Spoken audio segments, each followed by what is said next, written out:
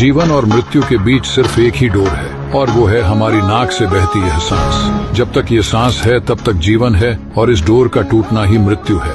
ये सांस अपने आप में अनेक रहस्य छिपाए हुए होती है, जिसका एक पूरा विज्ञान है। इसको स्वर विज्ञान कहा जाता है। इस विज्ञान के आधार से नाक में दोनों छिद्र में बहता श्वास स्वर कहलाता है। बाएं नासिका में चंद्र स्वर और दाईं नासिका में सूर्य स्वर बहता है। चंद्र स्वर में ईड़ा नाड़ी होती है। ये स्वर ठंडी प्रकृति का होता है। जब सांस इससे आता जाता है तब शरीर में ठंडकपन आती है। ये स्वर हमारे दाएं मस्तिष्क को सक्रिय बनाता है, जबकि सूर्य स्वर में पिंगला नाड़ी होती है।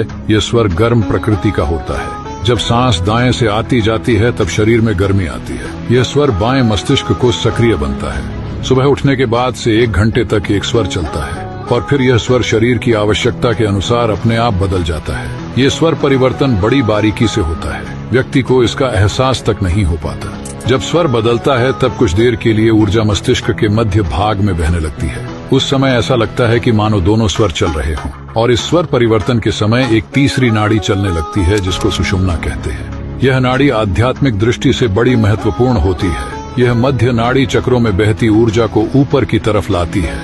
यह स्वर कुछ समय लगभग 3 से 4 मिनट के लिए ही होता है। जब यह स्वर चलता है तब व्यक्ति में हल्कापन और मन की शांति का अनुभव होने लगता है।